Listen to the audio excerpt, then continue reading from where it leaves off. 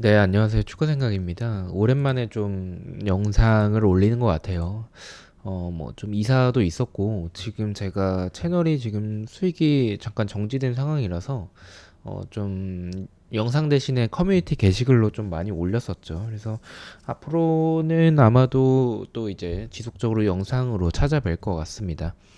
그리고 원래는 지난주에 좀 영상을 올리려고 했었는데, K리그와 J리그는 아직은 조금 더 준비를 해야 될 것 같아서 조금 영상을 이번 주로 미루게 됐었습니다. 첫 번째 경기부터 말씀을 드리겠습니다. 가시마 대 교토의 경기고요. 교토 퍼플 상가 같은 경우에는 13위에 위치하고 있고 가시마는 7위에 위치하고 있습니다.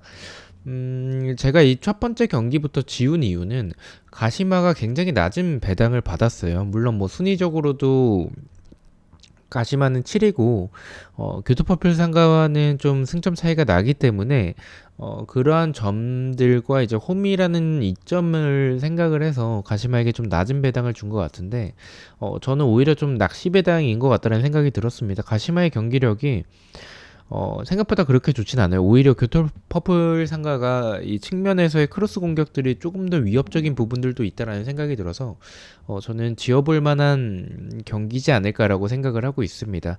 그래서 가시마의 승무패로 지어보도록 하겠습니다. 자, 이번 경기입니다. 니가타 대 산프이로의 경기고요. 지금 산프이로 같은 경우에는 지금 6위로 좀 괜찮은 성적을 보여주고 있고 지금 니가타 같은 경우에는 15위에 위치하고 있습니다. 저는 이 경기를 의심하고 있지는 않습니다. 뭐 니가타가 수비에서의 보여주는 모습들이 좀 아쉬운 점들이 좀 많고 근데 산프이로가 살짝 불안한 점은 산프이로는 홈에 비해서 원정에서의 좀 경기력이 많이 떨어지는 부분들이 있긴 합니다. 근데 산프이로가 보여주는 이 경기에서의 뭐 공격에서의 화력이라든지 이런 부분들이 니가타를 충분히 뚫어낼 거라고 생각을 하고 있어서 이 경기는 니가타의 단통 패를 가져가 보도록 하겠습니다. 3번 경기입니다. 나고야 대 가와사키의 경기고요. 나고야는 3위, 가와사키는 10위에 위치하고 있죠. 가와사키가 이번 시즌 굉장히 좀 좋지 않죠. 원래 가와사키를 생각을 하면 항상 우승 경쟁을 하고 있었던 팀인데 뭐 전북 현대처럼 지금은 중위권에 위치하고 있는 상황이고 나고야는 지난 시즌 좀 아쉬웠던 부분들도 있었지만 원래 강팀답게 다시 또 순위권에 복귀를 한 상황입니다. 근데 나고야의 뭐 최근의 모습들이 좀 굉장히 좀 아쉬운 부분들이 많습니다. 뭐 전적들도 보면 나고야가 지금 4승 1패로 좀 나쁘지 않은 부분들을 보여주고 있고 가와사키는 2승 1무 2패로 나고야보다 훨씬 더 안 좋은 상황을 보여주고 있지만 그럼에도 불구하고 나고야에게 이렇게 좀 높은 배당을 받은 점이나 아니면 지난 경기에서의 나고야의 좀 순위답지 않은 그런 경기력을 생각을 했었을 때 저는 무승부의 가능성도 있다라고 생각을 하고 있습니다. 가와사키가 결정력적으로는 좀 떨어지긴 했지만 나고야도 좀 아쉬운 부분들도 좀 있다라는 생각과 배당에서의 좀 수상함을 느껴서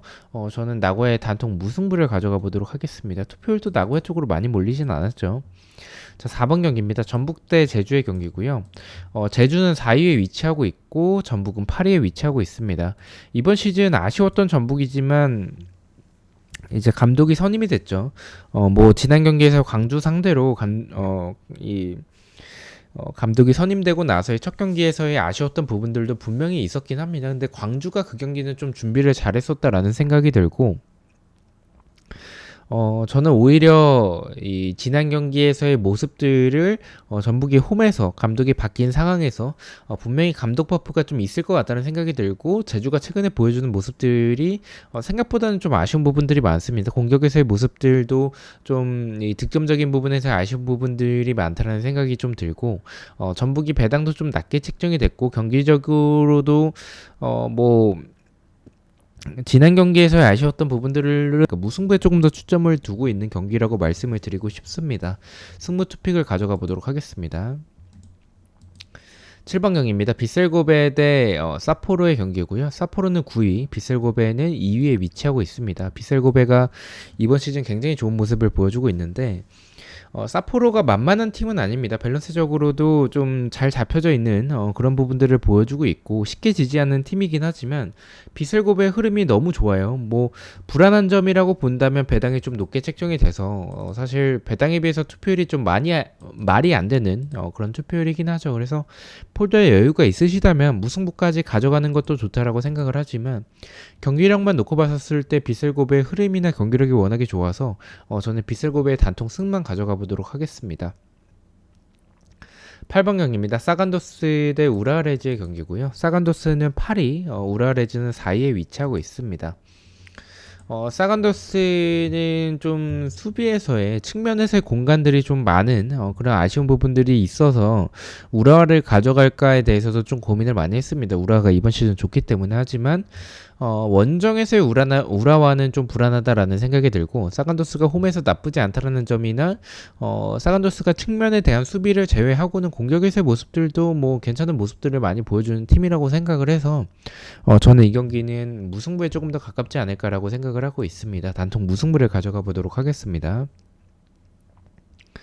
자, 9번 경기입니다. 대구 대 수원 삼성의 경기고요.